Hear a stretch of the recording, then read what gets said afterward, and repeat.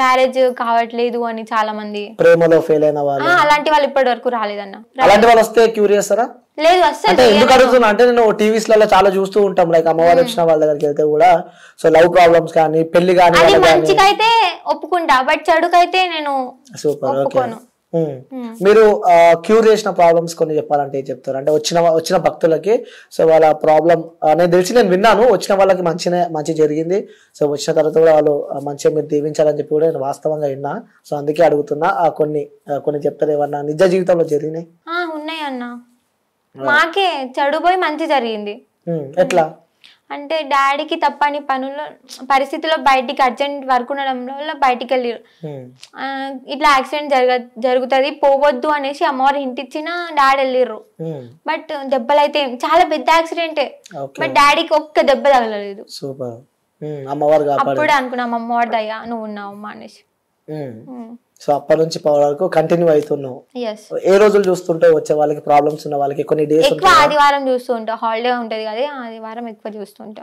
Holiday ఉంటుందని చెప్పి ఆదివారం చూస్తాం. వాళ్ళకి కూడా దేవుడు వచ్చే రోజు కూడా లైక్ ట్యూస్డే రోజు కూడా ఎల్లమ్మతలు వస్తుంటారు అని ఉంటారు, ఆదివారం రోజు కూడా ఒక్కొక్కసారి ట్యూస్డే కూడా చూస్తాం.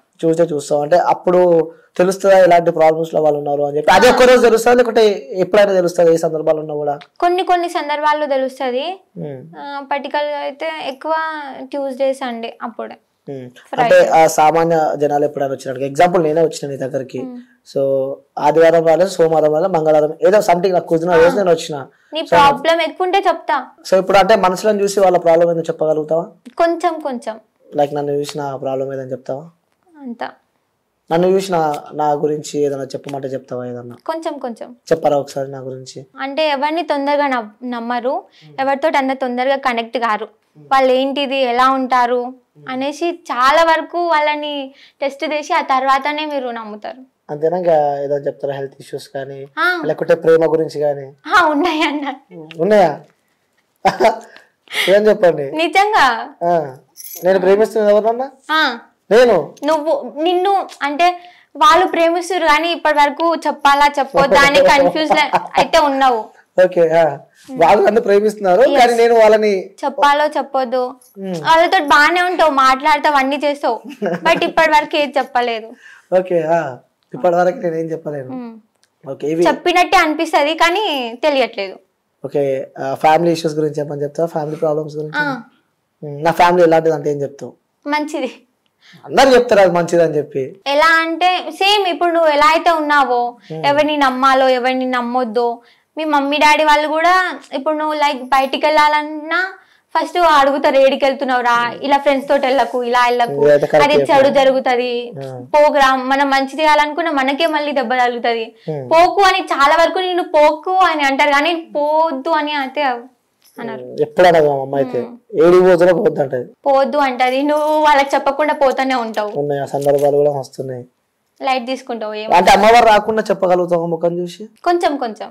అమ్మవారు వస్తే పూర్తిగా చెప్తావు. అంటే ఇప్పుడు అమ్మవారు రావాలంటే ఏం చేయాలి? మా ఇంటికి రావాలి.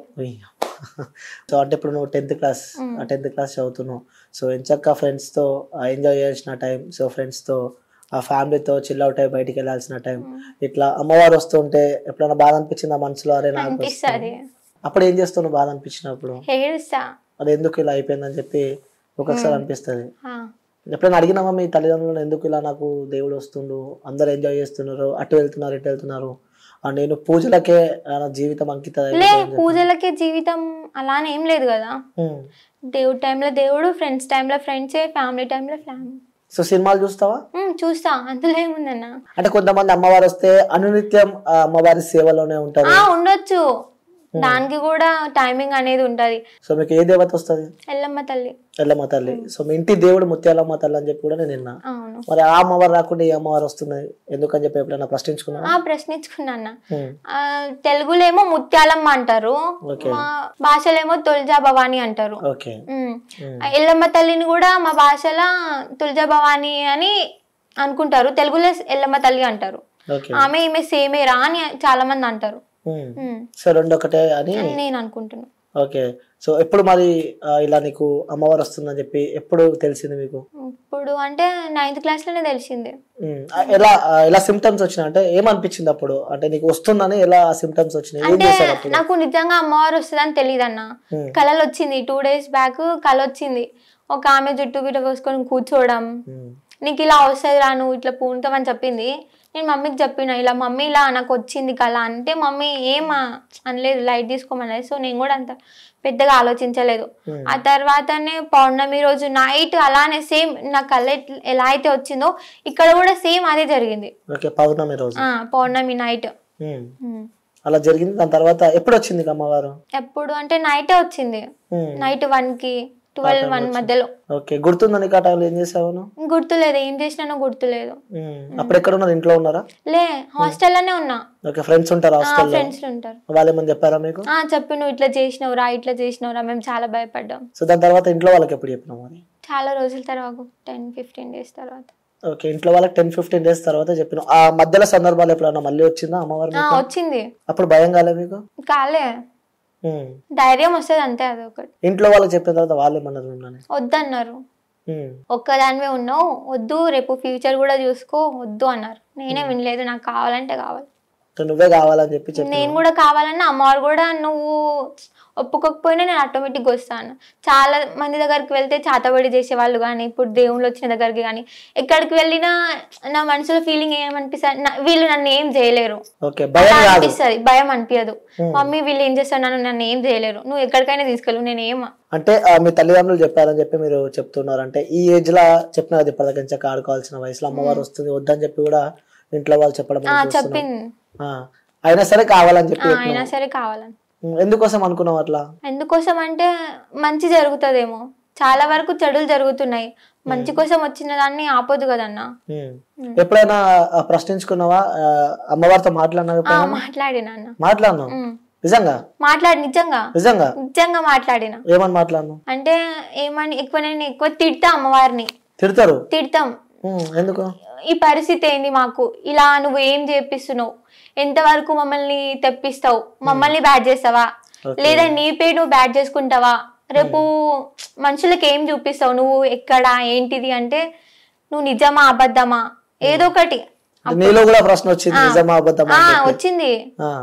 అండ్ జనాలు నమ్ముతలేరు, మమ్మీ డాడీ నమ్ముతలేరు. అప్పుడు నువ్వు నిజమా అబద్ధమా చూపి వాళ్ళకి, నువ్వు నిజంగా ఉంటే చూపియాలి కదా, లేకపోతే వాళ్ళు నమ్మరు. తర్వాత అలా నమ్మిర్రు. ఏమని చెప్పింది దేవత మీతో?